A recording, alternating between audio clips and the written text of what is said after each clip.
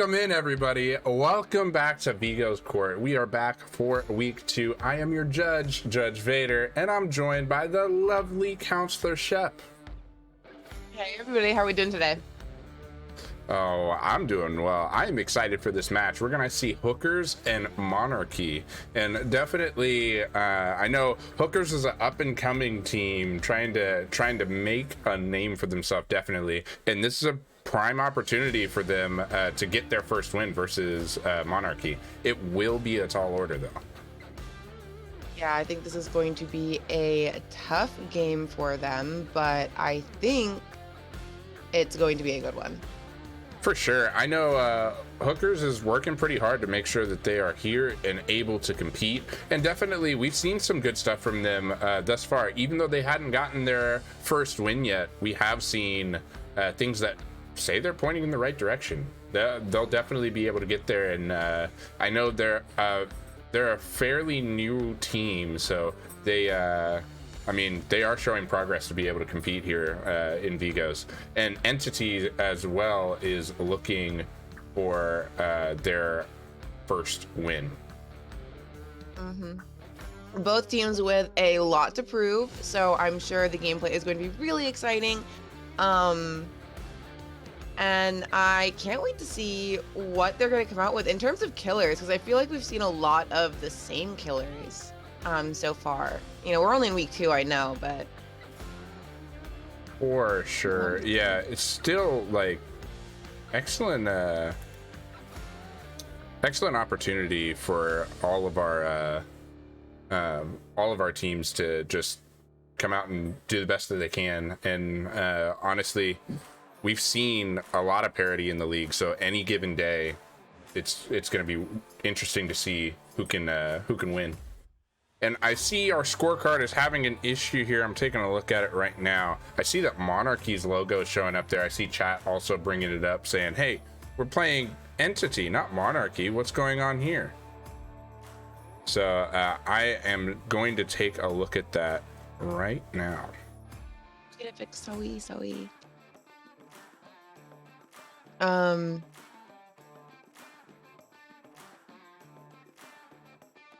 And looks like it did just resolve right there, as you can see. So we are good to go. That was interesting. It did have Monarchy visuals. You're right. That is why I said Monarchy, not Entity. No, these are two teams looking to both get their first win here. So for sure, this is a good opportunity for both teams to come out pistols firing. And do you think we see any S tiers here, Shep? You know, if you would ask me this at the beginning of the week, I would have probably been like, no, I think people are going to save it. But we have already seen people pulling out S tiers throughout this weekend. So I think it's a possibility, but I don't think we're going to see them early. I think that's fair. I think we will probably see them later, maybe that second killer game for each team. We may see an S tier come out if somebody needs a statement, but I don't know that we see a lot of those S tiers come out super early. We will be on Dead Dog Saloon though, so taking a look at that map, like it is one of the kind of smaller maps, and definitely it's the smallest map within Dead by Daylight. And with that 6 hook minimum, 12 hook maximum, you do still have a little bit of distance between the hooks, but really an easy map to pressure for killers. So a lot of times you can get a lot of good pressure without having to bring an S tier. And this is actually, I know a lot of people say that this is a killer-sided map and they don't like playing on it as Survivor, but this is actually my favorite map to play on as Survivor. So I'm really excited to see these guys play on this map today. Are you hiding in the bushes? Look, all I'm saying is if I'm wearing bright pink and they don't see me crouched in a bush, that is not a me problem. They probably need to go get their vision checked. Oh, not a me problem. Oh, the shade. Okay, understandable though, you know. But I don't know. You're wearing contacts, aren't you? So maybe that's just, you know, you got. I got my vision checked. Oh, okay. So you're saying the killer has to do the same? Yeah, the killer needs to do the same. Oh, okay. All right. You know, I could agree with that. I'm definitely, yeah, I could get down with that. For sure, we are waiting for our survivors and our killer to go ahead and get set, send the invites out. But we will see. Definitely, though, who do you guys think are going to win the first trial? I haven't seen the prediction go up yet, but for sure, want to see who's kind of the favorite to win here. Both teams looking for their first win. Who does chat think is going to win? Who do you think is going to win? You know, I'm rooting for Hookers here. Honestly, I want Hookers to go ahead, be able to get the first win. I know that would be a pretty good statement for them to be able to go, all right, we're getting ramped up with this comp thing. We saw the same thing with like Outlaws making their debut last week. So Hookers didn't get that first win in week 1. So I think this would be really good for the team to go ahead and get that week 2 win being a new team. But for Entity, I mean, they've been here. They know kind of how it goes, and I think they definitely don't want to go 0-2 either. But I think this win means more to Hookers, so I'm rooting for them. Yeah, it's kind of not to say that the Hookers are. I guess the Hookers would kind of be like the underdogs here. I feel like because they are like I feel they're a little newer to the comp scene, so. It'll certainly be, I think no matter what, it's going to be really good gameplay from either side. It's going to be a very exciting game. In fairness, I will say I'm rooting on the entities here, but I'm kind of torn. Like I'm really hoping the best for both teams. You know, I know some of the people on Hookers, so I'm really hoping they have a good game. And I'm cheering everyone on here. For sure, and yeah, definitely. I'm kind of the same. I want to go ahead and get. I want to get into these matches and really see who's going to win. For me, it's really exciting to see these teams compete. They've never failed to disappoint. I mean, never disappointed us. That's what I mean to say. Chat, I'm having issues today. Be kind, everyone. Oh man, sometimes English is hard, you know. English is really hard. So yeah, definitely, indeed has been a little bit interesting for my speech, but we'll be better. Still waiting to get set here. I think I have maybe the killer added now. I just checked my friend requests and I did have one, so I've accepted, so it shouldn't be too much longer here. But Shep, what killers do you expect to see on a map like Dead Dog Saloon? On Dead Dog, we're probably going to see more of our high mobility killers, so Spirit could be very likely. She can traverse those extra levels really quickly. I feel like if we're gonna see an S tier, I think it's been said before, Nurse is the best on this map. Blight just doesn't perform as well. I don't know if we've seen a Hag seriously play these past 2 weeks. Seriously played, so I don't know if Hag is, viable at all on this map, but I mean, maybe she can hide traps in those bushes, so Hag could potentially make a showing here if we're gonna pull out an S tier. For sure, and I think honestly a different pick that I was thinking was like a Freddy. Like if you're not gonna bring an S tier, bring somebody that can get back to your Gallows rather easily, or a demo. A demo honestly would be a really good choice on this map with the portals, especially because of how many portals you have and the size of the map. So Demo, of course, has that undetectable status after coming out of a portal for like 5-ish seconds, right? So, like, for sure, should be interesting if we do see a demo. I think it introduces a kind of cool mechanic. Are the survivors going to go ahead and cleanse those portals, or are they going to just continue on their objectives and ignore the portals? Yeah, and I do see our friend, that one guy D, hi, actually bringing up Doctor or Legion. Oh my goodness. So I think on a small map, you really got to take advantage of that small map. And Dr. Legion, I think could work really well on this map. I also agree with you though. Demo Puppy on Dead Dog Saloon, with really clever portal placement, I think would be a really good choice too. So a lot of really good options here that don't have to dip quite into that S tier pool yet. Yeah, definitely. And I mean, I wouldn't think of Twins here as much, but could be another good option for both of these teams. I mean, this is only week 2, so of course they have quite a bit of choice here, but we have seen teams like Arctic Wolves go ahead and burn one of their killers completely, seeing them use the Wraith and have the Wraith out of play for the rest of the season. So we may see a little bit of a repeat from killer choice from last week from one of these teams as well. Yeah, that is definitely very possible, and I don't even think I'd be surprised at this point, because I feel like anything that is burned now is not a killer, like not a killer character that is like the strongest on that team, like still decent, but they don't mind burning it. So I think it's very possible to see something that they're like, yeah, like this is a very good play for us, but it's not like something we care about bringing with us into the late season. Right. It's not something that other teams are going to feel like super threatened by anything, by you bringing that person for sure. So, like Wraith just kind of got a little bit of a nerf recently, and so go ahead and burn Wraith early. Then you don't have to worry about having to use them later or not being able to use one of your more power characters. So for sure. Yeah.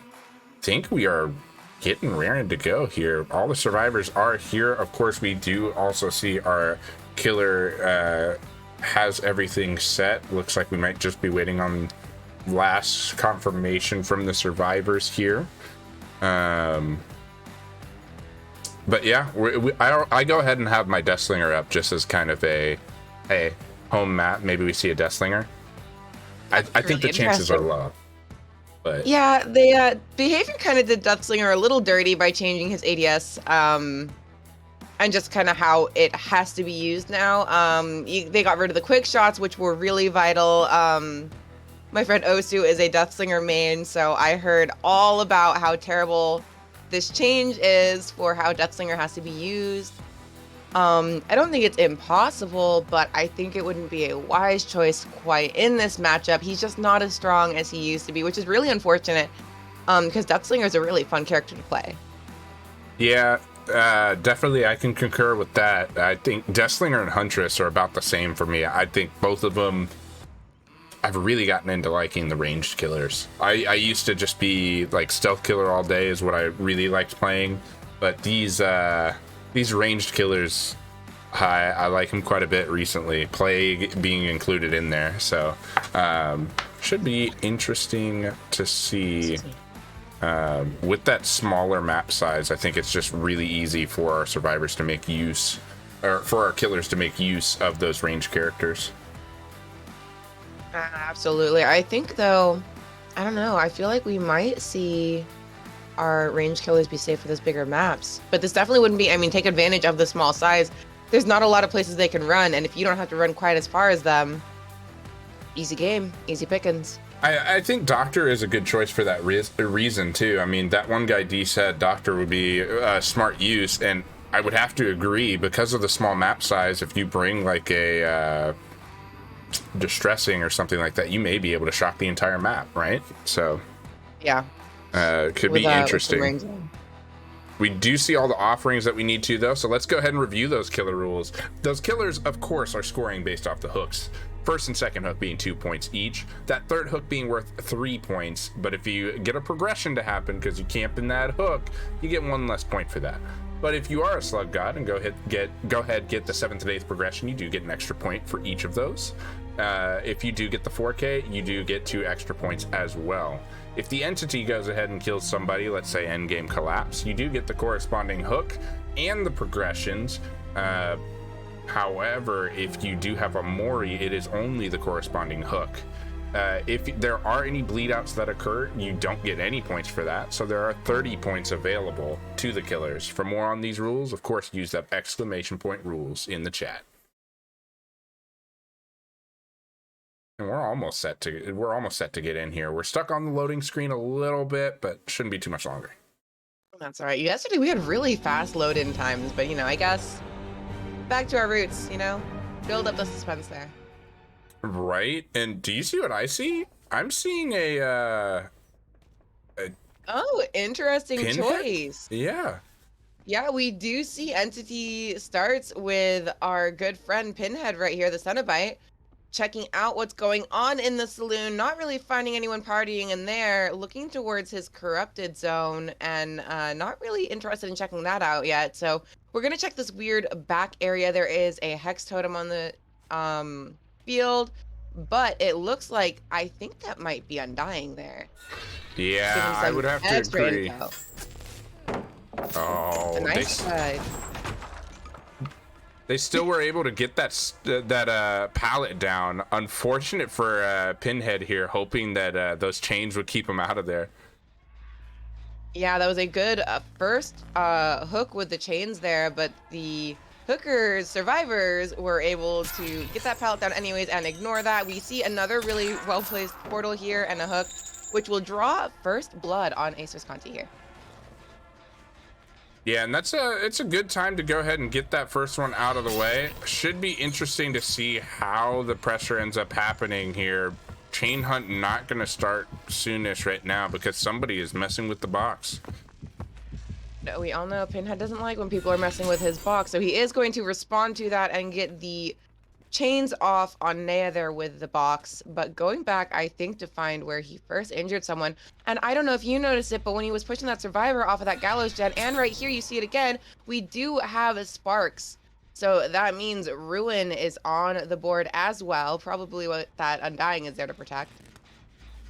Yeah, interestingly enough, though, like, we see the resets coming in, and really, I don't see our Pinhead having a lot of pressure right now. I mean, a gen hasn't been completed yet, but you also haven't downed anybody, and your Corrupt's entirely gone now.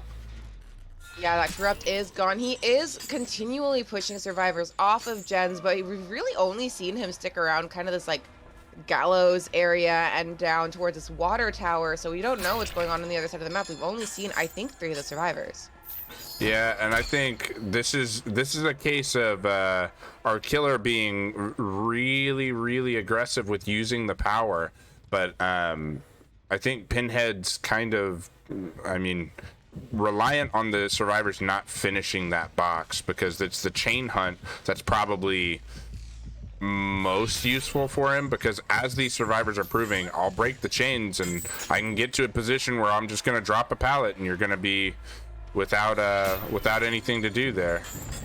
I will say some really nice chain control here, but we haven't really seen him commit to a chase. You see him hit and run quite a bit, and that will be our first totem down, so that is Undying off the table for our killer here.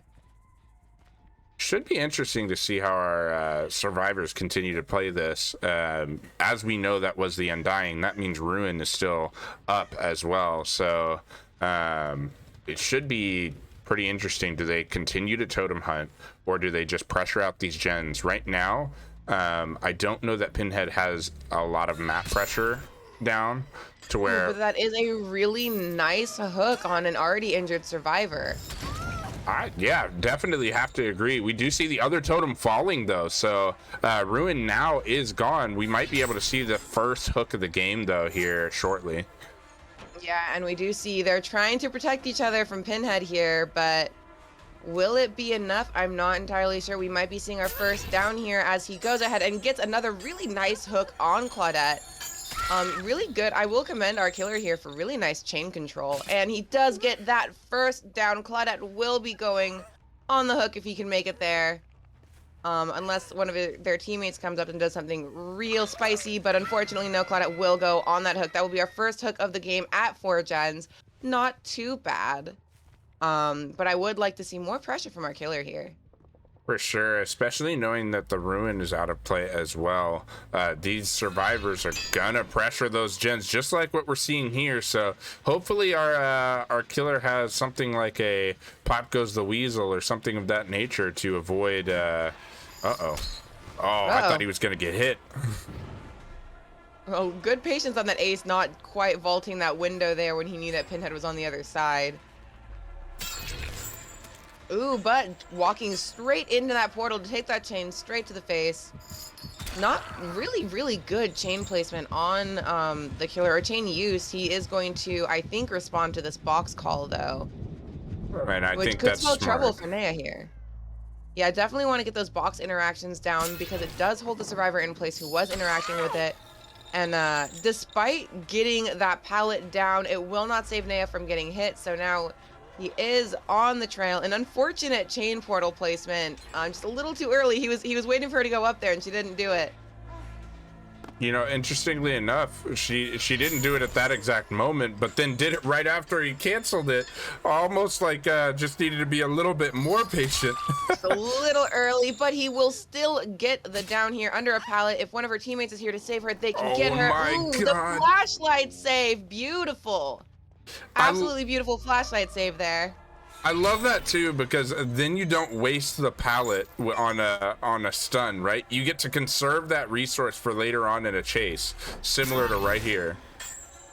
And unfortunately, Pinhead sees that pallet and decides to ignore it with a chain and get Nea back down anyways.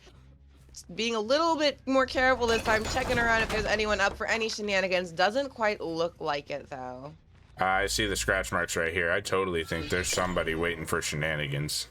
Yeah, we do see Ace up there on the gallows, but I don't know if there's anyone else around. I think he I just there missed is it. somebody. Yeah, I think that there are, for sure. However, he will pick Nea up here and put her on that hook. And we'll go and investigate whoever is leaving these scratch marks around. And I think it is our Ace once more. No, there's more scratch marks. They're upstairs. And he will get somebody on the generator on Dead Dog, as well as there are still scratch marks around here. So there could be somebody sitting around for the save. That might have actually been somebody in the bush that he got caught on there. I'm pretty sure that Kate was in that area. Oh, we see Ace over here. Do you get the interruption? Oh, you do. Oh, and it looks like Nea had deliverance. So there wasn't someone in that bush waiting to save her. She had what she needed to save herself. Coming back to try to get her out, knowing that she was not unhooked by somebody else. There is no BT on the table to protect her. So Pinhead is going to go ahead and try to get her back down again, giving up on that to check on this top generator that does get completed, but he does get the chains off.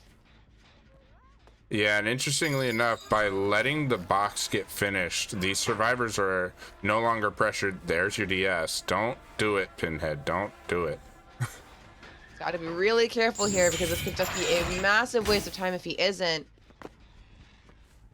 I don't know if the timer would have elapsed, but I didn't see any big explosion there, so I'm not entirely sure if we have any, Pop goes the weasel on the table, but that will be blood drawn on Zarina. I think that's the first time we've seen Zarina, actually.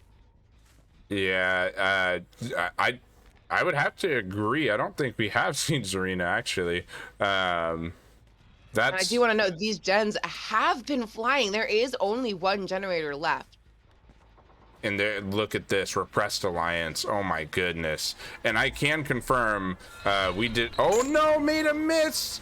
We do not have Pop Goes the Weasel. So for sure, for our killer here, seeing a gen at that progress, you gotta expect this gen's getting done here soon. Yeah, and unfortunately, not enough pressure here. I think if I was Pinhead, I would have gone more on box interaction, but he does have really nice chain placement.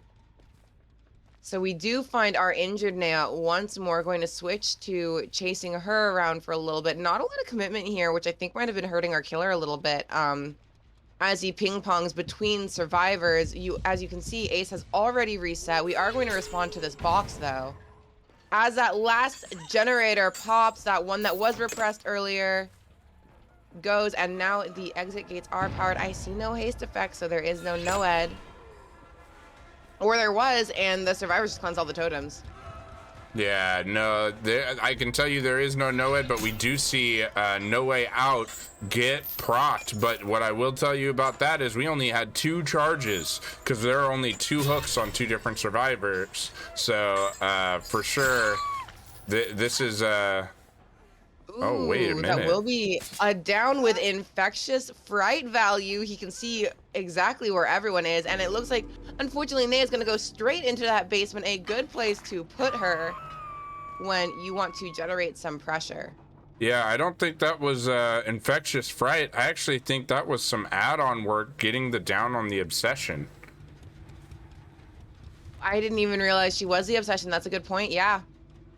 Add-ons at work. Oh, she had the box. That's what's going on. Sorry, totally didn't realize. Forgot she was the one doing the box. She had the box. Had the box. I thought Ace had the box. That's why I was like, wait, what is going on here? Yeah, Ace now has the box. Nice. Yeah, Ace has the box once again. Some really nice, really nice chain placement. A manipulation there as we chase our Ace around. Chase our Ace. When we do see Ace getting hit here, hopefully they can get the save here real quick, because otherwise, this may be a problem. Really nasty for them, yeah. Oh, swing now! There it is. Get the box. Take a look. And that is going to be another survivor down with the box in their hands. And since he does get the value from downing the survivor with the box, he will see that Claudette is nearby. So he's going to go ahead and try to harass her away from potentially being able to get a save. And we see the door is very far progressed, so she's going to pop that and get the heck out of that area. Prompting Pinhead to go back and check in on our down survivor here, where he will find that Zarina. Yeah, and he's going to go ahead and force her away. He may actually be able to keep her from escaping if he utilizes a chain here. Because of course you can't escape. Really nice chain placements again. Ooh, yeah. But the dead hard, not quite enough to avoid it. But that will push her out of the gate. So we do have 2 survivors out. Now it is just Ace left on the map. He is down and injured, but that does not mean he is out of the game yet. He could find that hatch if he's really lucky with spawning placement. Oh my gosh. Not quite sure about that one though. He crawled away from the hatch. Oh no, he was so close. That's so unfortunate. If he had just crawled the right way, he might have been able to make it. Unfortunately, it looks like Ace crawled the wrong direction. So now it is a hunt through all of that tall grass we were talking about earlier to try to find this down survivor. And you know, I'm going to go ahead and give it away a little bit. I saw something the killer didn't see. There was a blood trail, a slug trail, going to where that Ace was, and our killer just missed it. Yeah, unfortunately didn't quite pick that up now, and if Ace just sits tight in a bush, might be hard to find him.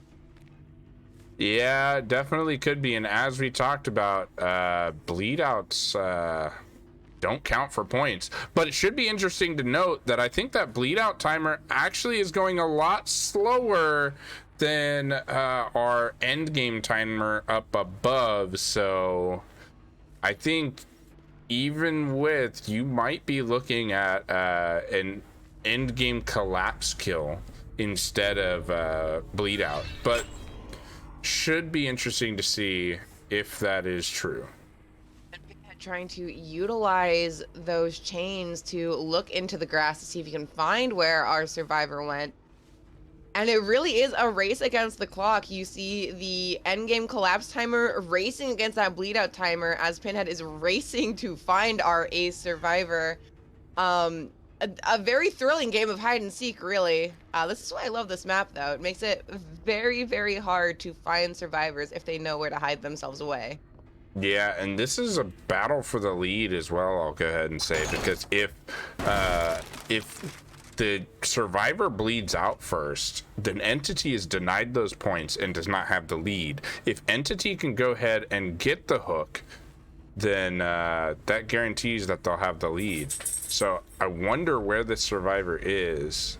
I'm kind of curious now too at this point. I wonder where he crawled off to. I could flip to the survivor.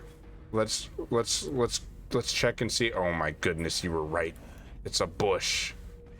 It's a bush. I don't know which bush, but our survivor is being the best little hider in a bush I've ever seen.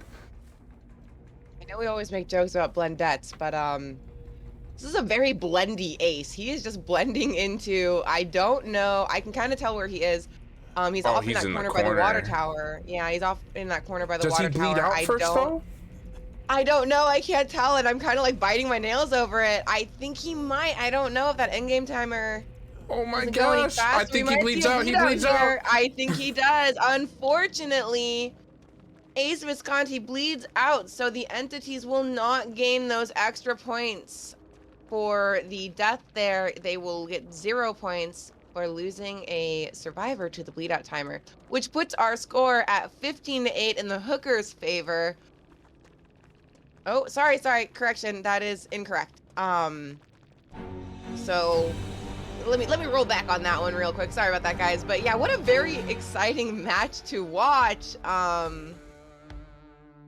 A very well hidden ace against a Pinhead with some very nice chain control. I didn't think that was what we were going to see today, but it was very exciting to watch. Yeah, it was definitely pretty exciting. Yeah, and that final score is going to actually be 14-8, as you can see on our screen. It has been corrected, so that is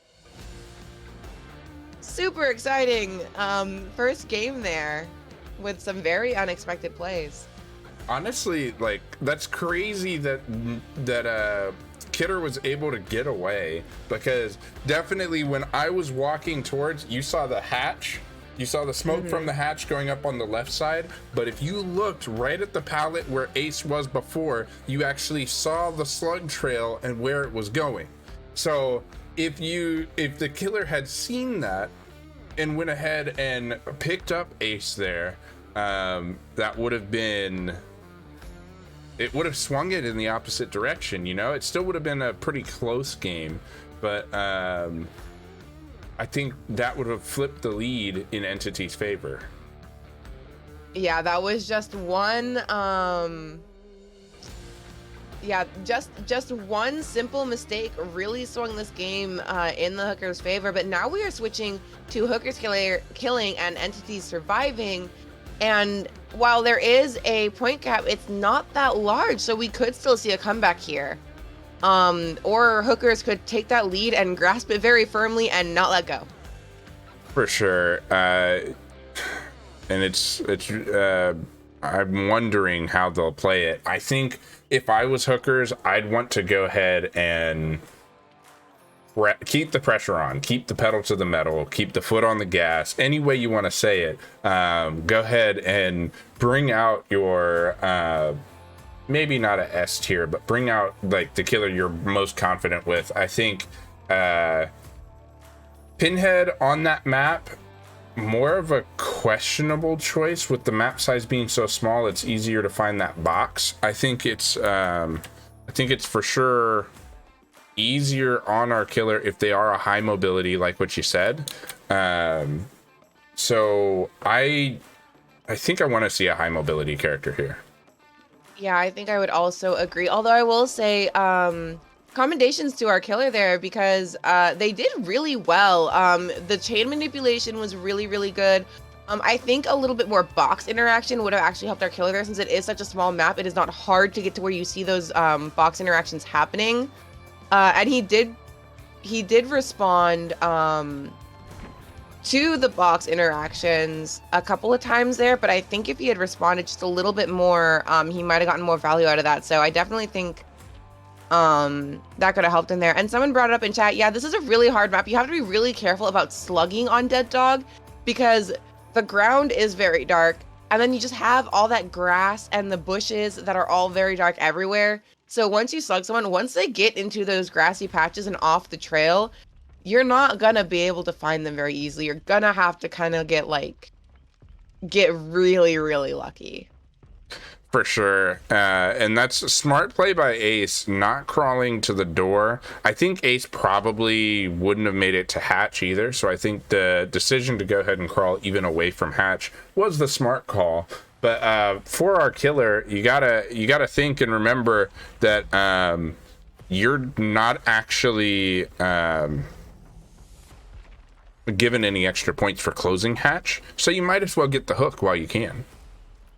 Yeah, I think closing the hatch was a good protection measure since it was so close to where Ace went down, but then not being able to find Ace after that, you know, that really, really hurt our killer there. So just really unfortunate for the killer, but really, really smart from the survivor there from Kidder to just be like, all right, well, you know, I may be down, but I'm not giving up those points that easily. Very, very exciting game from both sides. Very good gameplay. Love to see a killer that is considered lower tier, come out and do very well in a comp match. I can agree with that. There. It's all right. I've been struggling with words definitely today, so I'm not going to be upset with you. But for sure, I think bringing a killer in response here, you do go more for kind of feeling out the other team, right? They brought a low tier killer against you. I think you do the same kind of thing. You go ahead and you go, I'm not going to bring an S tier versus you initially. I want to go ahead and feel it out, see if I can extend my 6-point lead. But if they go ahead and prove that their survivors can get around one of your killers, then maybe you do bring the S tier in the next one, because you do play 2 killer matches in a row here. Yeah, I think Hookers does have the home field advantage here, where they get to kind of test the waters on that first killer game and then immediately roll into their next one. So it's fresh in their mind. They already know how it kind of is going to go. Because unless the survivors pull out something incredibly wild, then, you know, they're going to have a good idea of what to expect. Although, I don't know, man. I'm kind of hoping to see that power struggle flip-flop play. Somebody. Come on, guys. Power struggle flip-flop, huh? Interesting. I've actually been using that a lot in pubs lately, so I'm like, someone please show me how it's done. I can never get it to go off, but maybe someone better than I can. See, I've been seeing the like 4-man for the people vigil in pubs. Like, really? It was so horrible yesterday how like there were people that, because you know Vigil stacks right now, right? Oh, I didn't know that. I didn't know Vigil was stacking. Yeah, so there are it always has, but it's horrible now because it works with the broken status. So insanity ensues when you're a killer and you're like, yeah, I just injured this person. Somebody randomly comes up, you can see them off in the distance, and like I was playing Deathslinger and getting bullied because I shoot one, they're in mend, and like if I don't hook them, they immediately, I see somebody else go broken and I'm like, oh, that's for the people, and like not 10 seconds later they're able to be healed. And it's like, yeah, and then 10 seconds later you're healing and you're like, yeah, it's been interesting. So I think that would be kind of funny. Of course it wouldn't stack, but it would be kind of funny to see in comp somebody go, for the people, and I have Vigil. I have been wanting to see more use out of Vigil. I think some teams have been using it, but I want to see it have more of an impact. I know that 8-meter range is really, really tiny, so you kind of have to be like on top of each other. But I have seen some really interesting like fake outs with putting it on Deliverance so that that broken status goes away, and you can fake the killer into picking you up, because a lot of people will use that Deliverance timer to count out DS as well if that survivor potentially has it. So if you can get someone in there with Vigil to kind of help speed up that broken status, you can fake the killer out into picking up before DS actually runs out. Yeah. Also, within other leagues, I've seen it paired with Prove Thyself a lot. Of course, in Vigos, we have Prove Thyself banned, and you still see those gens fly off the shelves. So, for sure, I think we have a good reason for it to be banned, you know? But, oh my gosh. Yeah. All I can think of is that Twins game yesterday where they had Forced Penance. Oh, yeah. Vigil? Oof. Yeah. Right. It's a counter to so many perks. It's crazy. Definitely, guys, let's go ahead and check out our survivor rules, though. Of course, these survivors are trying to score by finishing those gens. First and second gen being 1 point each, third and fourth gen being 2 points each, and our fifth gen being worth a whopping 3 points. But for sure, those escapes go ahead and make our gen points look smallish, with the first and second escape being 1 and 2 points, but the third escape being worth more than that fifth gen at 4 points, and the fourth escape being worth 6 whole points. If you escape with 2 or more hook states remaining, you also do get a bonus point per survivor able to do it. So for sure, there's quite a bit of reason to go ahead and try to, you know, share them hooks and get out. 26 points total available for our survivors. For more on rules, go ahead and check those out with exclamation mark rules in chat. Man, I'm bullied by my teammates. I'm seeing a clown. Wow, and this is the second time we have seen Clown in comp play. I'm pretty sure we saw a Clown yesterday, didn't we? Or the day before, I think. I think that might have been the day before. We do see the gold dust being used quite a bit here. We do see switching between those bottles, of course, if you look in the bottom left of the screen here. And I do believe that is cigar box on, so we're gonna get hopefully see a lot of value out of that for our killer here. You can see that Corrupted Intervention is off in the distance, so he's going to check around the saloon where he will see scratch marks, but not quite finding our first survivor yet. Yeah, and I think we hear him upstairs on that gen. The kick still hasn't happened at this point, and I don't believe we ever really checked. Oh, well, we hear them downstairs. Yeah, we will hear the drop down there as somebody, the little pitter patter of feet gives away Ace Visconti here at the bottom of the saloon. Not quite able to get the potion bottle off, not quite able to get the swing there though. And we will see a very liberal application of the intoxicated bottles as our first gen pops off in the corner of the map. Oof, and that will be a stun straight to the face. As Ace throws that pallet down right on top of Clown's head.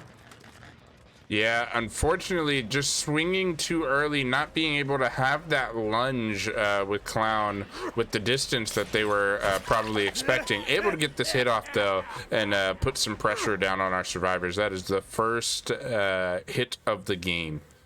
First blood has been drawn. We are going to continue chasing this Claudette, I believe, as Corrupt goes down in the distance. Sorry, excuse me.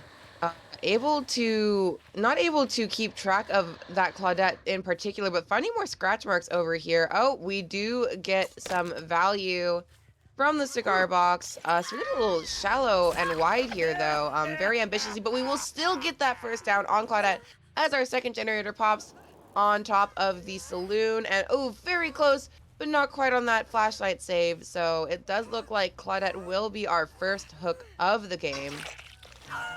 That was so close as well. Like, honestly, that survivor almost got that blind off. I was about ready to like celebrate a little bit, and then it didn't end up happening here.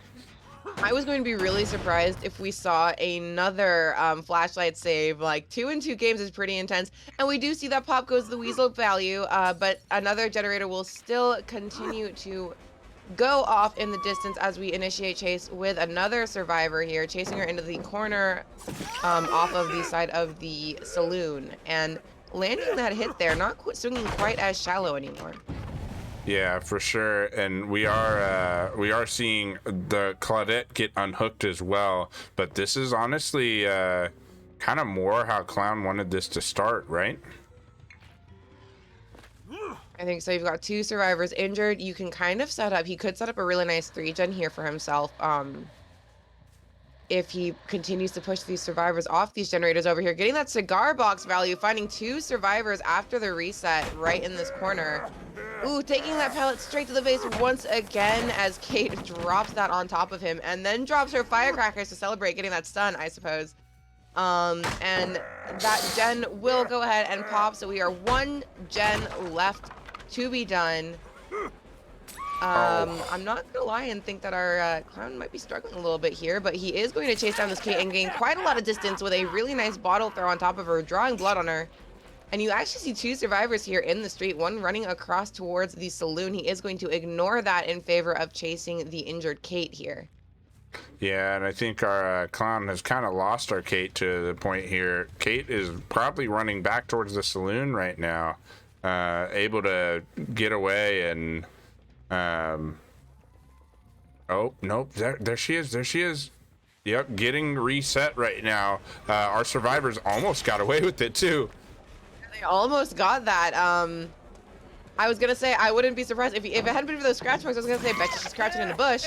Oof, and he will unfortunately get that down on her. The pallet wasn't quite enough to save her, but our final gen does pop, initiating the opening of the doors. And I don't know if you see what I see in the corner there, but our clown's looking mighty fast right now. I would have to agree. And we'll see what that equates to for these survivors, of course. They already know that that's the case right now. And I think we do see a deliverance out of Kate.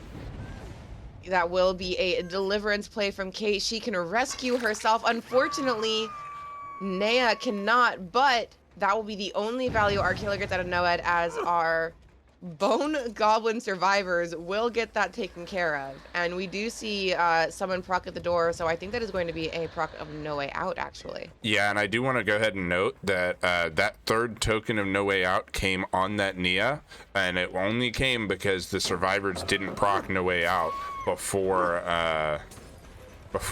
the survivor got hooked.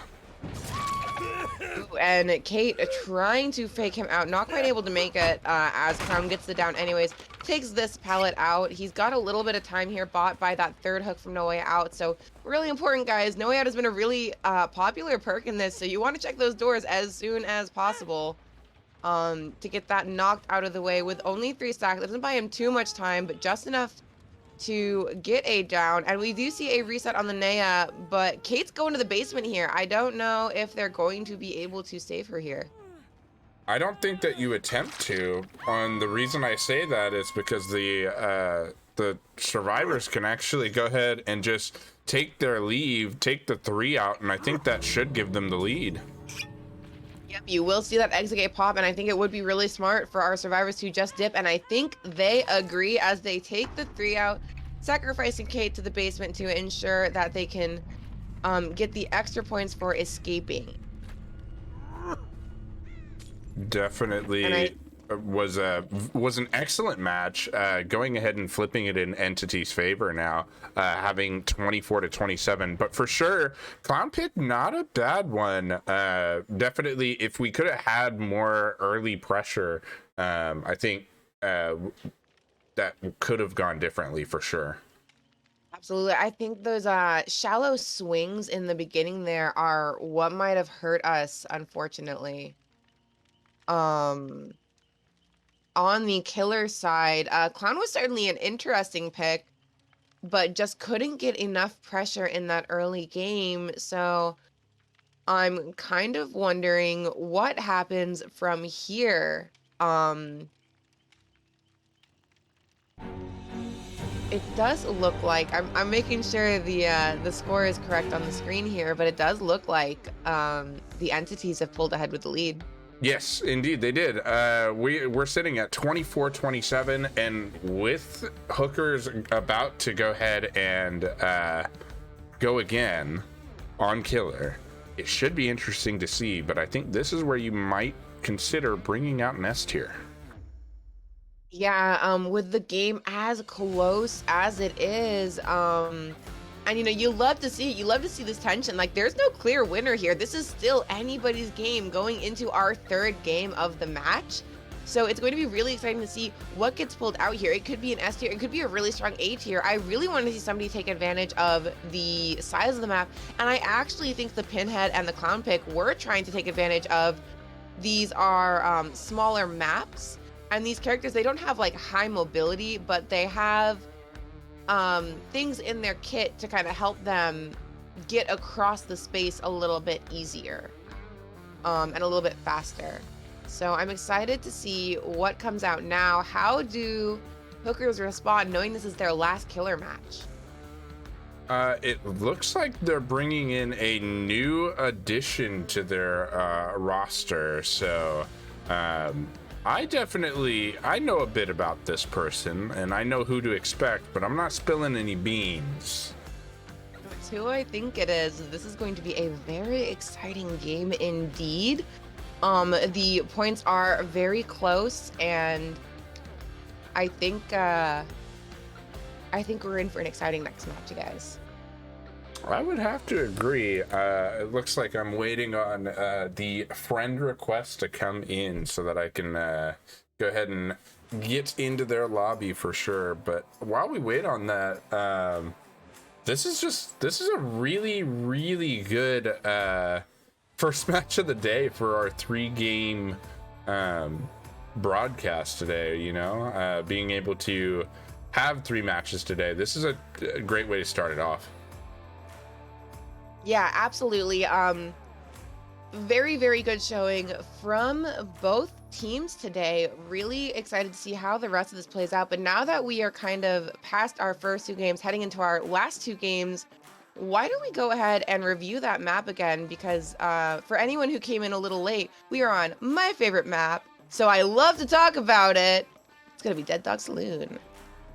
That's right, we are going to Dead Dog Saloon, and with its small size, the smallest in Dead by Daylight, definitely we have seen interesting killer choices thus far, and I think we'll continue to.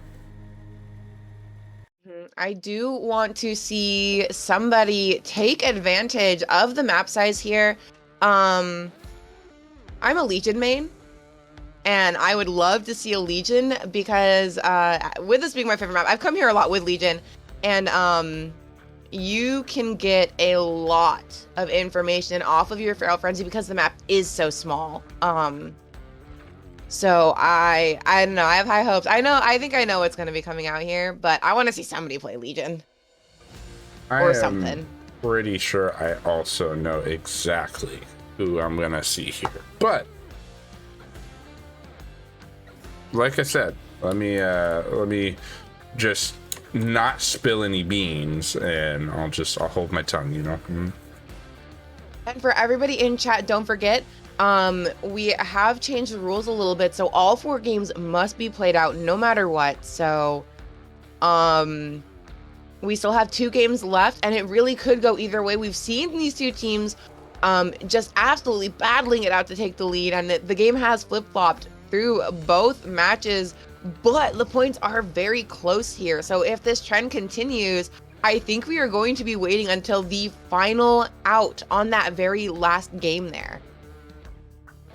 Yeah, it should be really interesting to see, and I think knowing exactly who this is, we are going to see Tijuana TTV going ahead and killing here. So for sure, I think it should be interesting to see their choice as killer, and it looks like they left the party. So hold on. Oh, unfortunate. Maybe some technical issues there. Yeah, I was confused. Sorry. Train of thought crashed because foreign object went ahead and was right on the tracks there. Definitely foreign object being, why did you leave the party, Tijuana? Why? Sag. Oh, man. But we are here and ready now, so let me go ahead and get our survivors into the lobby. And I know that you also know about Tease, and you're kind of holding your tongue for who you expect to see, so I'm not going to ask you that question. But if it is who you expect it to be, how do you think these survivors react? Do you think that survivors will be caught off guard if it is who we collectively are thinking it's going to be? You know, I think it's very possible. This is going to be a very good map. No matter what is brought out here, I think. While I think this is actually Teige's debut in Vigo's Core, I know Teige is a very skilled killer. If you haven't caught his stream before, you're missing out. He's very, very good at what he does. So this is going to be a very interesting game. I'm very excited to see how he does and how our survivors respond, because the survivors have proven like they're not slackers here. For sure. And yeah, definitely Teige is a speed run record holder. So for sure, knowing that, yeah, you know that they've got some strength on the killer side to go ahead and pressure survivors easily. We see that one guy D going ahead and speaking up, saying, "Oh, former world record holder Tijuana, love it." So don't know which world record that one guy D is talking about there. But yeah, definitely Tej does compete for several of them, doesn't he? And I will say, I think the last time Tej got one, he did it in cosplay. So. Oh my gosh, even better. Like honestly, that's even more props. I don't care if somebody beats you, unless they have like a 30-second buffer on you. You did it in cosplay, you know. Like, good job. Yeah, he had the harder job. So. Was he completely in character, like voice and everything, or no? I don't know if he had the voice going. Not entirely sure, but yeah, not a comfortable cosplay to be in, I can imagine. Yeah. So, you know, it's certainly very impressive, voice or not. But Tej does like to dress up quite a bit, so yeah, I'm sure he's used to being.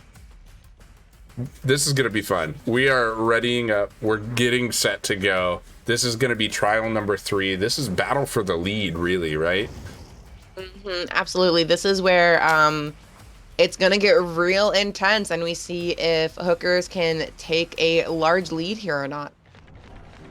Yeah, we'll definitely have to see for sure. So we do see the offerings that we need to see. We're going to go ahead and review some of the build rules, because I definitely know some of the perks that Tijuana won't have. I don't know what Tijuana will have, but I know what he won't have. At least if he doesn't want a penalty. So for sure, guys, these survivors can only bring yellow items and add-ons, and only one of each perk and item. Duplicate borrowed time is allowed, however, so that is the only perk you can have 2 of. But on the banned perks list, we do have Prove Thyself, Built to Last, Starstruck, Haunted Ground, Lethal Pursuer, All Boons, and Clairvoyance. So there are a good amount of perks that we know we won't see. Killer uses are limited to twice a season, so for sure anybody used here will have one of their uses consumed. And let's go ahead and get started in this game. Let's see who we got here. It's a really fast load time. It was a fast load time. I think, as we all expected, we do see Tijuana's nurse, and I believe Tijuana is the world record holder for fastest nurse game right now. Yep, I think he got that world record wearing the gas mask, and we are going to see Tej finding his first survivor, blinking to them with those really nice, very clean and technical blinks here, drawing that first blood in his corrupted zone. Yeah, we do see chasing down that Kate, not able to blink and get Kate right there, but still some pretty good prediction blinks, right? Or predicting where your survivors likely are. And he is going to come over and check on his Hex Totem over here. Kind of a good placement for that one. It's out of the way, kind of. But visible from Gallows, so it could be really dangerous for him. Luckily, we do see our first gen pop, but we also see Deadlock pop up in the distance, I believe that is. Yeah, I would agree. What gens have the most progress on them?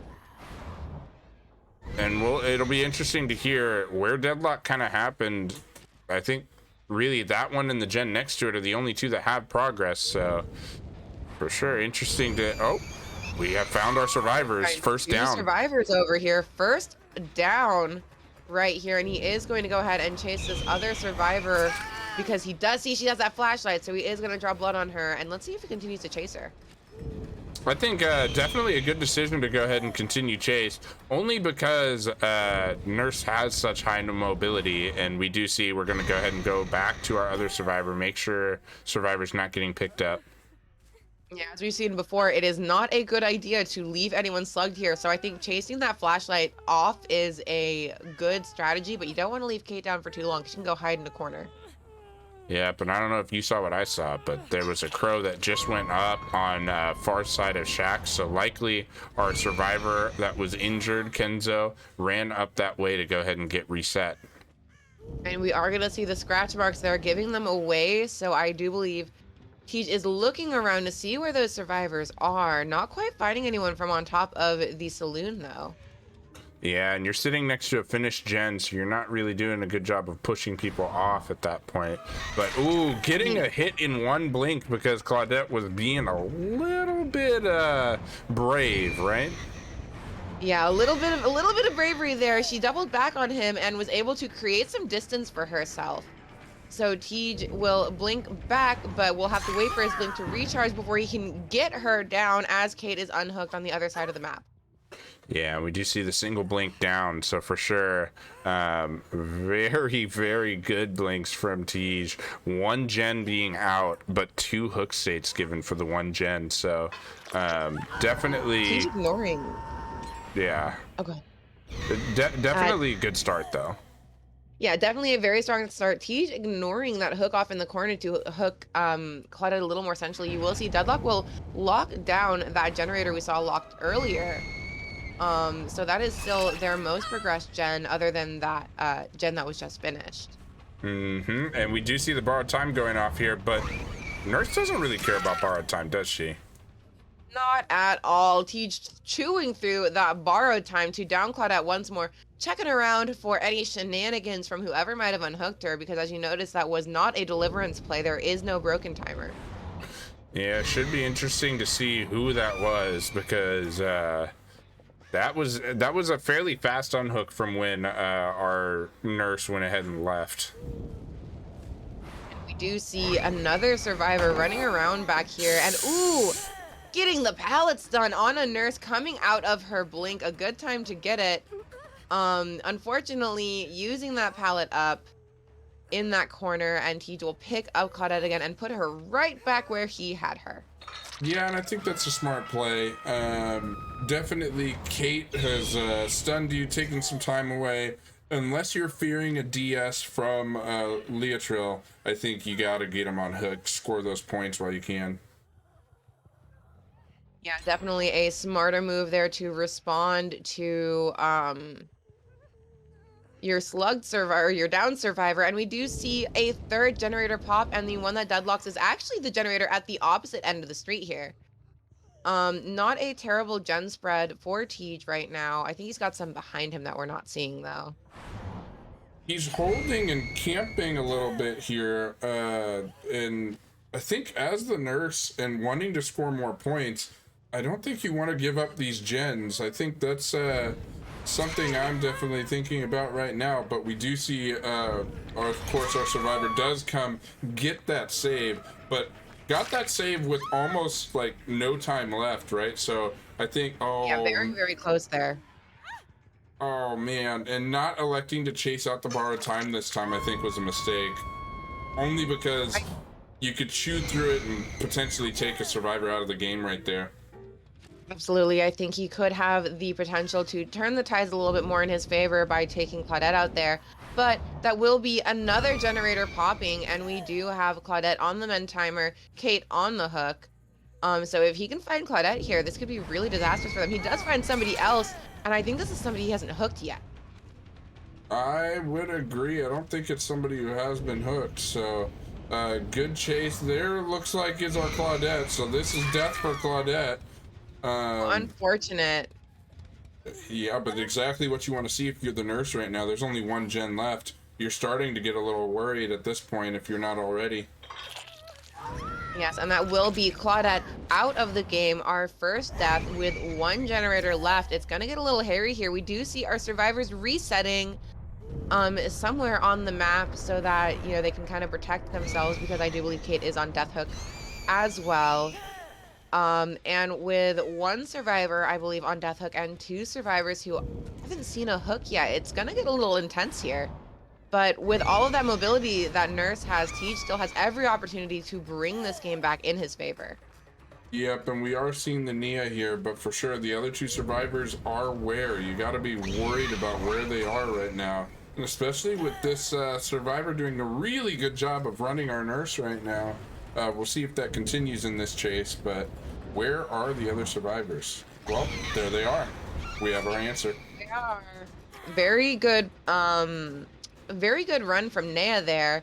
But it does look like Tej will be able to push those survivors off that generator. His ruin is still up, and oh, not quite able to get that stun another time. Nea instead will take the hit, which puts Tej in a great position because she has not been hooked yet. And a really weird slow blink there. Not quite able to get around the cart to hit her again, so she is going to take all that time and take off with it. Yeah, and we will see Kate getting hit here as well, so for sure, really good stuff to see right now from our nurse. Getting the down, in fact, which we do know that our killer does have Jolt, which is what Surge got renamed to after the Hawkins change. Ooh, Ruin going down, though. That's definitely going to hurt our nurse. Yeah, that is going to be Ruin down with only 2 survivors left, neither of who have been hooked, so this could still be a really tight game for our nurse here. He's checking this generator back again that he knew they were working on. It is going pretty fast, but as you notice, there is no Pop Goes the Weasel, so there's not going to be a ton of regression on that. No, but if the unhook happens, or oh wait, no unhook, that survivor's dead. That's the second death. She is dead there, yeah, and we do see Ace had another generator going pretty close to complete here. Yeah, definitely not what you want to see if you're the killer. You're wanting to get Ace here as quickly as possible, but at the same time, you got to know that other gen is getting done right now. Absolutely, and Ace trying to play around those rocks, but Nurse will still land that hit and continue to chase him down. Even as the exit gates pop open, Ace will get down. Nea is injured. Nurse is in a pretty good position right here. Yeah, and this is going to be a first hook on our Ace, so for sure, I don't think you leave here if you're Nurse. You're not necessarily worried about the whole 4K unless you see a light here, which you do. And I think you end up forcing the survivor to go ahead and just get out here, and you take your take your win there. You know, you're gonna go ahead and score more points than Entity did because they only got the 1 escape, which is only worth 1 point, and you're able to get 1 hook and 2 progressions on this survivor. You'll take that all day. Absolutely, absolutely. And right now, I don't know if this is the completely updated score, but we do see a 9-point lead in Hooker's favor. Tijuana wrangling it on back in for his team with a really good nurse game. Yeah, and definitely that's one of those that just it flexes Nurse's power a little bit, doesn't it? Because it almost felt like the survivors had the pressure that they needed there to be able to get multiple people out, but Nurse saying nope, that's not how this is working. And so we do see the 9-point advantage go back to Hookers. Absolutely, and so this is going to put Entity on the ropes a little bit. I think they still have a chance to pull it back here as we move into their final killer round. But yeah, fantastic gameplay from Tej. Those survivors, the Entity survivors did not play that game poorly. They did very well. They had very good gen pressure the entire time, but Nurse really excels on this map because she gets to ignore a lot of the things that make this map a little difficult for killers.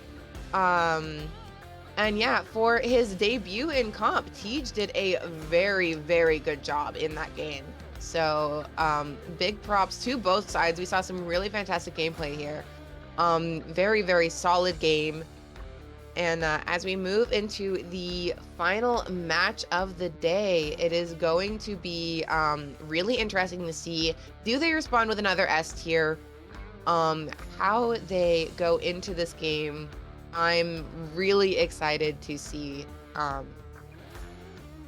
what happens here. And yeah, I'm going to agree with you, chat. Not a bad game. The survivors did very well here against a very good killer.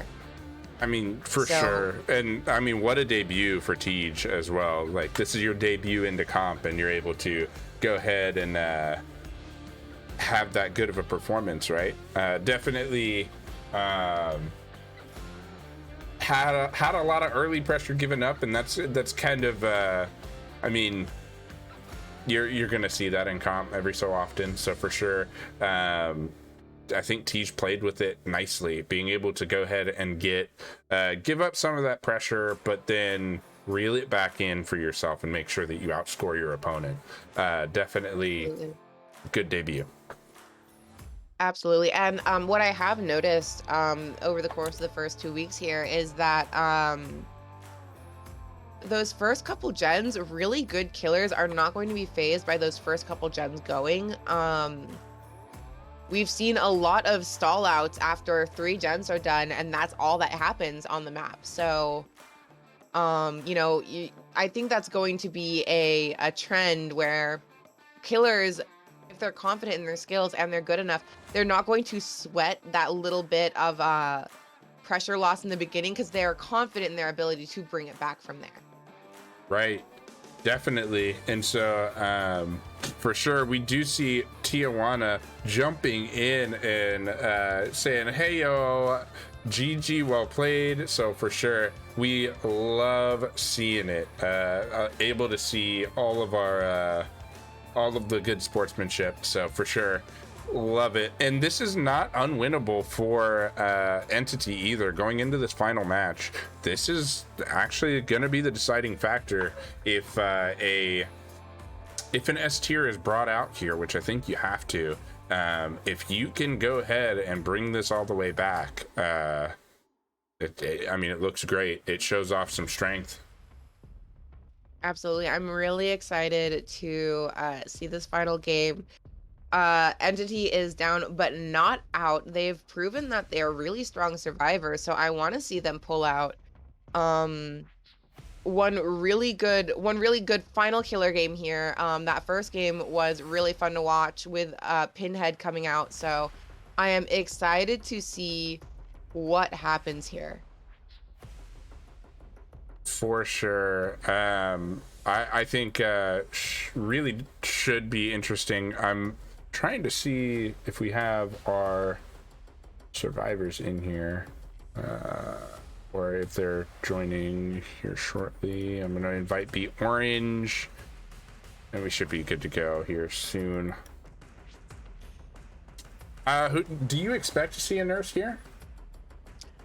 I don't know if I expect Entity to respond to a nurse with a nurse. We have seen before that responding with the killer that was used against you usually is not a good play. But who knows? Who knows? I mean, this might be, Entity might be like, we see your cracked nurse and we will bring out our own cracked nurse. It would be interesting. I think I, for one, would be a fan of seeing another nurse on this map. But we'll see. It should be interesting. I think there are a lot of good options for our killer here to choose from. So I'm really interested to see what comes out on good old Dead Dog Saloon for this last match. Again, really, really close in points. 9 points might seem like a lot, but I promise you it's not. No, that is not an insurmountable amount of points to overcome. We've seen somebody be leading by more than 11 and then ends up losing the game. So for sure, this should be really, really interesting. And I think at this point in the competition, I think we all understand that unless you are more than what is able to be earned by the opposing team ahead, it's not safe to assume that you are just going to win this thing, So if I was Hookers, I wouldn't be sitting too comfortably, but they've already shown that they are very competent survivors. So I think this is going to be very exciting. I think for sure if you get one escape here too, I'm pretty sure you close this out. You may need that second escape to close it out, but yeah, I think actually you do need 2 escapes to go ahead and close it out. Should be interesting to see how the survivors play that. Really easy victory win condition though. Yeah, and coming into the 4th match, this is where it gets really interesting because both sides know what their win condition is. So I am really, I keep saying I'm really excited. I am really excited. Like, I am really excited to see how this goes. I really love the effort put out by both teams. Not just in today's match, but in every match we've seen this weekend. It's been very close. In almost every game, save for one or two, maybe. But I really love seeing all the talent that's coming out among these teams. For sure. Definitely just really good parity in the league. And that's what makes Vigos as exciting as it is. You really don't know who's going to win the match. I think if you go in and you go, this is the favorite, they're definitely going to go ahead and win. And that's just the way it happens every time. It doesn't end up being exciting. But here it really is. Like any given game day, you don't know who's going to win. It is very hard to, pick a favorite because everyone is really good. Everyone has proven that they definitely deserve to be in this league. I would definitely have to agree. And we're loading in here shortly. So we'll go ahead and review some of those penalty rules real quick. But as these loading screens have been so fast, we may not make it all the way through. But matches with penalties may be played out, may be restarted, or both. And definitely some times where you may see some of the penalties are if there are two of the same survivor character. No two Claudettes, no two Dwights. We don't like that. That'll be -5 points in a possible restart. Sorry, 4 Dwights. Yeah, 4 Dwights can't be in one locker. Nope. If it's the wrong map, it will be -5 points as well. Never harass a ref. That's -10 points. So you get double penalized. So for sure, if you use an exhausted killer as well, then -10 points. And if you delay the game, you're going to lose a point for every minute you're delaying it. For more on these rules, use !rules in the chat. Wow, we were actually able to finish that, Shep. The whole video finished. Love to see it. Love to see it. And rolling into our last game here. I hope you guys are ready. I don't know if I am. But we are rolling into it now. And we are going to see Pyramid Head come out, which is very interesting. This is a smaller map, so easy for him to traverse across. And I do think Pyramid Head, honestly, is a really strong killer pick for this. I would have to agree. Pyramid Head has a good amount of power you can utilize, as well as if you can get somebody tormented, you don't really have to worry about DS if you cage. But it looks like we do have a penalty happening actually, because I think this killer is not on the roster or entity. And so as it is somebody who's not on roster, that is a -10 point play right there. So we will probably see entity score jump down by 10 points here, down to 25 instead of being at 35. We do see it happen to hookers by accident though, so we'll go ahead and try to have that corrected. Just give us a second to figure out some scoring technical issues, but let's focus on our gameplay here. Still have not found our first survivor, but we do see a hex item here. Corrupt Intervention is blocking kind of a weird corrupt spread here, honestly. Not ideal for Pyramid Head here, but we're going to keep on looking for those survivors around here. Checking our Hex Totem, as we've seen, we do have some Bone Goblins on both teams. And not quite finding anyone. Yeah, very smart there. Not quite finding anyone. These survivors are doing a very good job of just kind of being immersed. Checking around with that power. He does find someone here. That was a good check. Not quite able to land that, though, so he is going to have to chase them along the side of the map here. Yeah, and it looks like he was able to get them tormented, so you may not use that. You may wait on that for a bit, but you do at least have them tormented, which is nice. Yeah, I think the safe bet here is to not cage on the first hook. It's that second hook where you really want to get them caged, because as we've talked about previously, rescuing someone from a cage applies no unhooking bonuses, so no BT. Decisive Strike does not activate, and we will see as Pyramid Head pushes another survivor off of a gen here. We do see Ruin activating. And what a beautiful M2, shooting blindly and managing to land the hit on Ace Visconti here. That was just nuts. I couldn't believe that prediction. Oh my goodness. Oh! And another good prediction to get the down here on Ace. We do see, I believe that might have been Tinkerer proccing not once, but twice on some generators here. And we do have a correction. That penalty is not correct for Entity, so they will be getting those points back. But we get our first hook, and we are off to the races against this Zarina. Not quite able to land that hit on her, but that's all right. He is going to go ahead and go looking around for other avenues to chase around. I thought that tumbleweed was somebody right there. I was like, oh, but no, it was a tumbleweed. Yeah, it's just a tumbleweed, silly. Just so tumbleweed. For sure, we're gonna go ahead and see these survivors kind of playing around this hook. I don't know how I feel about that. Especially knowing that Ruin's here, so it's gonna be dropping anyway, and you probably don't want to be too close to where the power is, right? Yeah, absolutely. Very interesting choice to opt to work on the gen next to your hooked friend instead of unhooking them. And we see that happen twice here, actually. One of these guys probably had BT, so I wonder what the plan was there. You know, it's pretty interesting, but yeah, we are going to see the second state when you probably could have avoided the progression there if you had unhooked, and we'll have to see how that bleeds into everything else. But you would hope that these guys are getting their objective time in and finishing these gens out. We do see Tinkerer going off here, so of course Pyramid Head is going to go ahead and push off the gen. Somebody should go for the save on Kidder, hopefully here soon.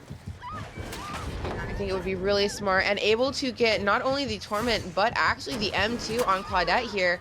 And again, with that beautiful M2 shot, luckily Kidder is safe from the hook, but it does look like we are going to cage our Claudette here and carry on with our day as we see Zarina once again running off in the distance a little too far. I think he's going to opt to try to find that Ace again, because Ace did progress to second stage there, so this is an early opportunity to get somebody out of this game as Tinkerer procs once again. Yeah, and I think if you're Ace wants to get the uncaged so that he's not tormented for final judgment. Yeah, Pyramid Head does have, is one of the characters with the unique ability to just kill survivors if they're tormented. And hey, we see exactly what I was asking for there. Look at Ace going ahead, getting the, oh my god, these prediction shots, I can't believe. Those M2s, so pretty to watch. Very, very nice. As he goes ahead and chases this Nea. Unfortunately, I don't think that M2 will work on the stairs like that, putting him at a slight disadvantage. Ooh, Oh. He is able to see her there. Not entirely sure what that is. I can tell you exactly what that is. We still haven't had a single totem get taken out, and we have seen the value a couple times here. That's Undying. That's what I think. I forgot that is a totem spawn, but that is absolutely Undying there, giving us some really nice value on these survivors. And we will see a second generator pop as Nea goes down, and she is tormented, but I do think Pyramid Head will opt to put her on the hook here, as he doesn't have any pressure anywhere else that he needs to be pursuing right this moment. For sure, and we are seeing quite a bit of hooks given actually right now, and at the rate that these, oh, there goes Undying. But the rate at which these gens are getting done is slow enough that you're probably feeling A-okay if you're Pyramid Head. Yeah, this is not a bad place to be. He's getting a lot of value out of that. Ooh, those M2s, and we do see a deliverance from Nea here, which is a really dangerous position for her as she is tormented. But yeah, we are seeing some very nice prediction shots from our Pyramid Head here. A lot of pressure being put down by being able to expertly place those throws there. Yeah, and do we see another one right here? We're getting up quite close. Nope, we're not going to go ahead and do that. We're just going to swing. All right. I'm down. Pyramid Head doing a good job of laying a lot of trails here, making it really hard for these survivors to not get tormented in these key areas. And that's just really, really good control on zoning from this killer, and you just love to see it. Here it comes. Oh, I knew that was coming. Ooh. Cutting off the pathing. Love to see it. And unfortunately here, we will not see a final judgment as Ace is not tormented, but I do believe he is on Death Hook as Tinkerer procs once again on this generator behind this long row of walls. And that will be our first death at 3 generators, which completely changes the game for our survivors here. Yeah, on top of that, look, this is an injured survivor. Yep. And this could be very, very bad because I think Nea is also in a very dangerous position. Yep.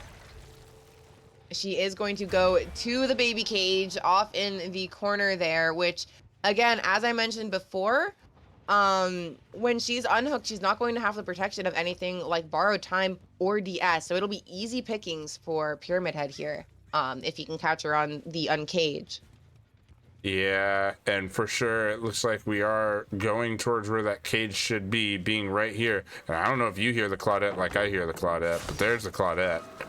Yeah, I think he definitely noticed her. He is seeing those scratch marks now as she tries to run around this area, doing a very good job of laying down these barbed wire torment trails. And we do see Tinker proc in the distance, but he is not concerned. He's got one in the cage, one on the ground. This is not a bad position to be sitting in if you're Pyramid Head here.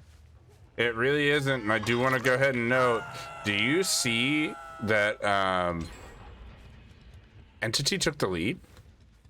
I do see that, and we do know, unfortunately, it looks like we will lose Claudette to the cage there. So it is just this Serena who just finished this generator, giving her position away, and our hooked survivor. So this is getting pretty hairy here for hookers. And this Pyramid Head has proven he's really good with those M2s. So this could be dangerous if he goes back to the hook and catches anyone out of position there. Oh no, he caught collision in that bush. Somebody was hiding in a bush, but if I walk and can't continue walking forward, kind of gives a... Oh no! And once again, with these beautiful M2s, oh my god, these predictions have been spot on. That will be the down that he needs. And it looks like unless Serena gets really lucky, this is going to be her on the hook. And I don't know if she can even take her chances at this point. Can't. Nope, it doesn't look like she can. Because of the death that happened right as she was getting downed, there was no opportunity. Oh my gosh, and there's the hatch. Closing the hatch as well. The Executioner has done his job. Yep, the Executioner came out and proved that he is not here to mess around. Some beautiful prediction shots and very good gameplay from our Pyramid Head. Takes down a very good survivor team to snatch that lead away, and I think that secures the match in favor of the Entity here. I'm just speechless. The amount of lead changes we've seen and the amount the lead changes have changed by, okay? I mean, Yeah. I have a little bit of whiplash. I have a little bit of whiplash from watching these games, but yeah, absolutely incredible games from both sides. And I'm going to acknowledge what chat is saying here. Very, very good for the Entity to be able to respond to an S tier killer by not using an S tier killer. They didn't have to waste any uses of an S tier killer here to try to bring this lead back. They were able to bring out probably one of the strongest Pyramid Heads I've ever seen to secure that lead for them. Right. So I mean, for sure, this was crazy all around. I can't believe what I was seeing, for sure. I mean, for hookers, like, you had an amazing performance through 3 trials to go ahead and have a lead, and like, you still had a pretty good survivor performance as well. Definitely in that last trial, would hope to see more objective time than we did there. That was able to give the Pyramid Head quite a bit of pressure, but just really, really good to see overall how these survivors and killers have performed versus each other. Should be a fun one to watch going forward too. Like even in future seasons, if these teams are kind of have each other's number, you know. Absolutely. I think they're definitely going to be watching each other. And we do have a raid from Tijuana with a party of 11. Welcome on in, Raiders. Hello, hello. Oh my goodness, we gotta love the raid of 11 as well. Tijuana, we thank you for that raid, and we thank you for that nurse performance earlier that we were able to watch and enjoy. Yeah, very, very good nurse performance there. Honestly, just very good gameplay from both sides. This is fantastic. Just very, very good, very close games. I really enjoyed watching both teams play. Yeah, and I think it's I think we're waiting on our interrogation room guest, but I think we're going to have, we might have JTF join, possibly. We're still waiting on that though. And while we wait on that, I do want to say again, GG to both teams. You guys both came out here, put it all on the table. There were no bad performances here. You guys did incredible today. Very, very good gameplay from Hookers, from Entity. A very, very exciting match. It was very close the entire way through. So you know, just very, very exciting. A good way to start our day for our final day of season 2, or of week 2 of the league. I know. Don't look at me like that. I messed up. I was gonna say, I was like, Shep, that's early. This is the road to the final verdict. This is not the final verdict, okay? Sorry. We're still on the road. It's week 2, not week 12. The numbers were really close looking. All right. If you know me, I can't read. I thought you just got your eyes checked. I'm gonna have to have you book a return appointment. No, I'm just kidding. My vision doesn't fix my illiteracy. I'm sorry. You're all good. Definitely, there's no 1 in front of that 2. So this is just week 2, everybody.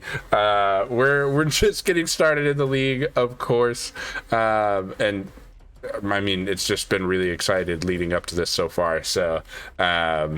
I mean, qualifiers, preseason, everything has shown kind of what we're seeing now, how exciting of a league this really can be. So definitely keep it here. Yeah, definitely exciting, even in the early parts of the league right now. Yep, and it looks like we do have JTF in the interrogation room. How are you doing? Yeah, I'm great, thanks. Yeah. Dude, those M2s were absolutely nutty. I cannot believe how you were hitting some of those shots. Like, loved seeing it. And I know that I'm not the only one who feels that way. Oh yeah, they were screaming in the voice chat after that game, dude. Our team captain Leo, he was adamant we needed the nurse, but I told him I got it, and I did it. Dude, what kind of swagger? What kind of swagger you got right there? Like, going definitely ahead, delivered. Right? Captain's like, we need a nurse performance right here. Don't worry, fam. I got you. Don't worry. Let me go ahead and just go out here in 4K real quick. I got you. Wow, amazing. Were you feeling any sort of pressure coming into this last game, knowing what you needed to do to secure a win for your team? Oh yeah, always. I always feel the pressure when it's like the last set, and it's so close. But I pushed through it. You definitely took that pressure and turned a rock into a diamond with that performance there. Thank you. For sure, and I think that definitely you kind of showed Pyramid Head's strength there. Hitting shots that I don't think a lot of Pyramid Heads would go after out of fear of missing them, but you showed that you have quite a bit of practice with Pyramid Head. Just nailing every single one of those, it seemed like it was really like just like seeing a great artist with a paintbrush, right? Just like, oh yeah, I just know exactly where this needs to go. Bam, right here. This person's gonna get tormented. Got another M2. How much do you practice Pyramid Head? A few hours a day. He is my main killer, so That is why we got to go ahead and just give it to you as a Pyramid Head main. Like, good job. Good job. You have made me very happy. I myself am not a Pyramid Head main, but it was a joy to watch that match. Yeah, I definitely think Pyramid Head is a very underrated killer here. So you definitely came out and showed why he is so strong and why he should really be considered as a stronger killer choice. Mm-hmm. He is very strong. Especially the hard tunneling you can do. Just immediately ignoring DS is always fun. Oh my gosh, yeah, and the utilization of the cages, you were definitely controlling a lot of aspects of that match, just with how you were utilizing the torment and the cages. So for sure, excellent match. And do you have anything you want to say to the fans of Vigos or the fans of Entity? Stay tuned. I'll be playing Pyramid Head again, I guess. Oh, we have another Pyramid Head game coming. Oh, so sooner rather than later, or do you think it'll be a while? I can't say yet, but I'm hoping sooner. I feel like his Pyramid Head is kind of their clutch game right there. So clutch game. I think it really right depends here. on how the tides are turning. Do you have anything to say to the hookers while you're here? Amazing game. It was nail biting watching the Survivor game there. Oof. Yeah, honestly, like you guys had each other's number. Like I said, like it was crazy to watch. You guys had a lead change after every trial. I know. That is so stressful, I'm sure. You have no idea, man. Everyone was freaking out every other game. Well, for sure, guys, that has been an excellent matchup and a lot of fun for us here. So, thank you so much for your performance for sure, and for joining us in the interrogation room.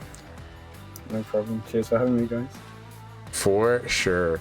And guys, everybody else here, we will see Entity convicted of murder today. They are getting their first win of the season right here. And we're going to go ahead and be rating Gotham's Hero today. So stick with us. Make sure you show off those emotes in the chat. Show some love.